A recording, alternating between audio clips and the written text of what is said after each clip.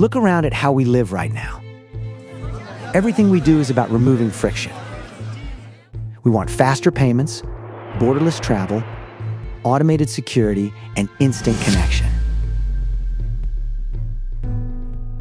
We call it progress. We call it evolution. But if you step back and look at the macro scale of human history, we aren't just building a convenient society. We are building a cage.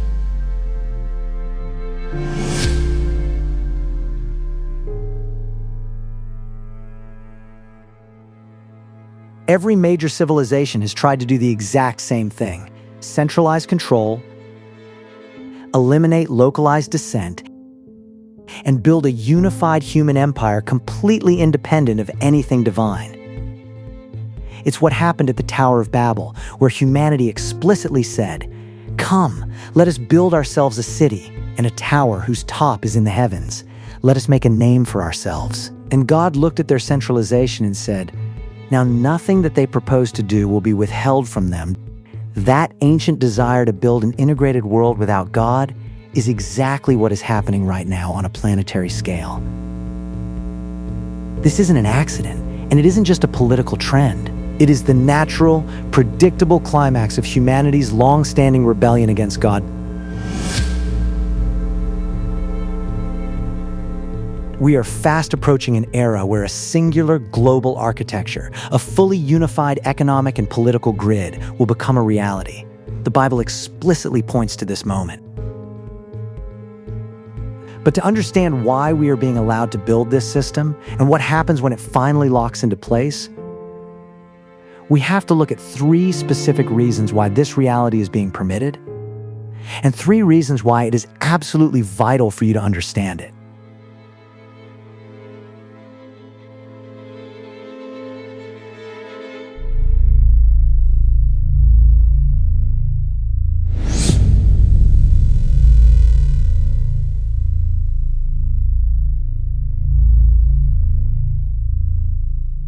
We see the pattern clear as day.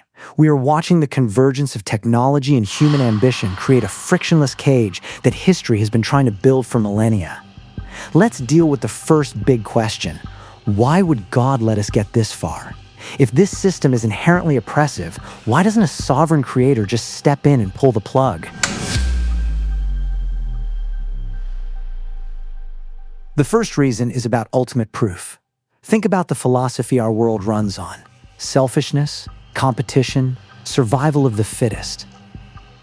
We've convinced ourselves that if we just get smart enough, efficient enough, and coordinated enough, our self-interest will produce a perfect utopia. God is letting humanity build its alternative tower to its absolute highest peak to show the entire universe, once and for all, that independent human rule always ends in absolute tyranny. It proves that when we try to be our own gods, we don't create freedom. We build a prison.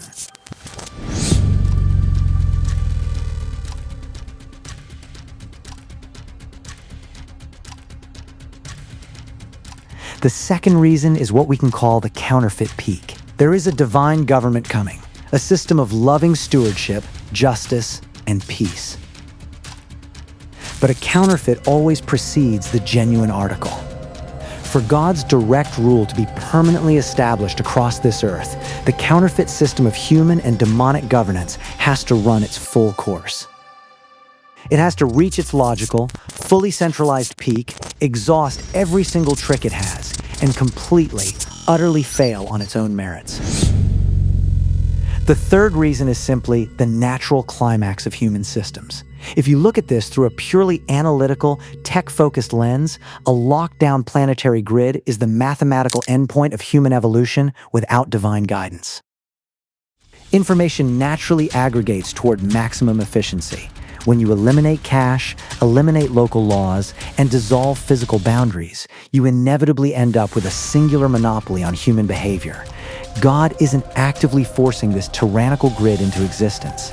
He is simply letting our collective choices and our technology reach their natural mathematical conclusion.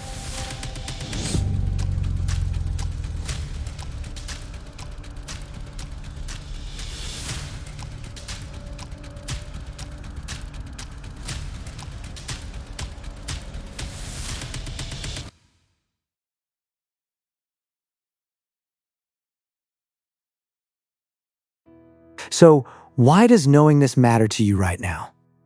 This isn't just dark geopolitical trivia. It changes how you live your daily life. First, this coming system forces an ultimate choice. Right now, it's easy to live in the gray area. You can be lukewarm, neutral, or just float along with the culture without making any real commitments. But a fully centralized global system eliminates the middle ground.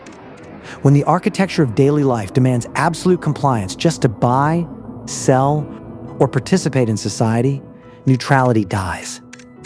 It forces every single individual on Earth to choose. Do you rely on the centralized system of human control, or do you rely on a higher spiritual truth? It exposes who you actually trust. Second, understanding this signals the arrival of the true government. When things get heavy, it's easy to fall into despair. But when you understand the prophetic timeline, the rise of this centralized counterfeit doesn't mean God has lost control. It means the clock is ticking. In the book of Daniel, it talks about a stone cutout without human hands that arrives to crush the brittle, top-heavy kingdoms of men. The darker the counterfeit gets, the closer the real kingdom is to breaking through. Third, this knowledge exposes the total mismanagement of the human race. It completely strips away the propaganda. The world tells you that total integration, digital tracking, and global compliance are for your safety and your flourishing. But knowing the theological reality allows you to look at the nightly news and see exactly what it is. The desperate, terminal stage of a broken human system trying to hold itself together without its creator.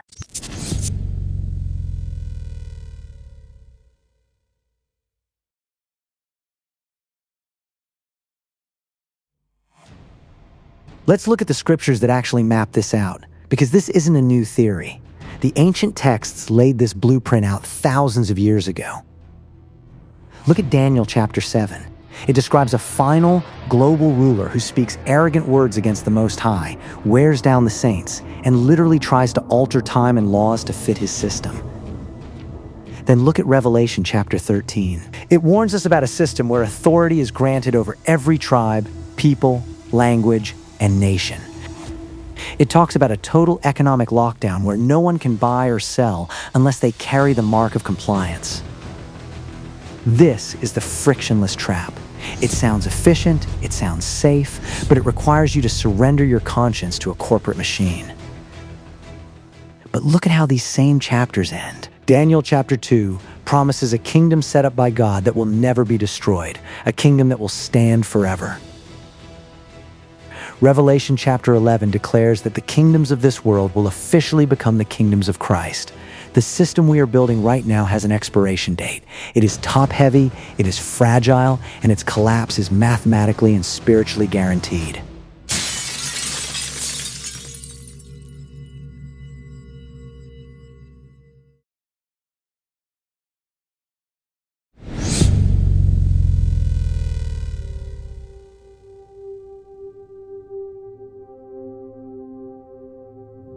If you think this digital grid is a completely new invention, you are missing the deeper pattern. The technology is new, but the spirit behind it is ancient. What we are witnessing today is just the final, polished upgrade of a system humanity has been trying to build for thousands of years. Look at ancient Babylon. It wasn't just a city, it was the original blueprint for human centralization. It was a society that attempted to pool all human knowledge, language, and economic power into a single point, specifically to make a name for themselves and challenge the heavens. Babylon's core sin wasn't just pride, it was the total forced integration of human life. You either bowed to the system and its golden image, or you were cast out into the furnace. Centuries later, Rome perfected the logistics of this rebellion. They built a massive network of literal highways, the frictionless grid of the ancient world. They established a single currency, a single legal code, and a brutal military machine designed to crush localized identity and absorb everyone into a corporate, imperial peace. To participate in the wealth of the Roman Empire, you had to burn incense to Caesar and acknowledge the state as your absolute provider. History keeps repeating the exact same loop. Babylon tried it with raw bricks and mortar. Rome tried it with iron roads and military legions. Today, we are trying it with fiber optic cables, digital IDs, and centralized banking. The goal hasn't changed in 5,000 years. It is the total consolidation of human power to exclude the rule of God. The only difference is that ancient empires ran out of land, ran out of resources, and ran out of communication speed. They couldn't fully lock down the grid because the world was too big. But today, the world has shrunk. For the first time in human history, the technology actually matches the ancient ambition. The modern system doesn't need physical walls or iron chains anymore. It just needs a network connection and your compliance.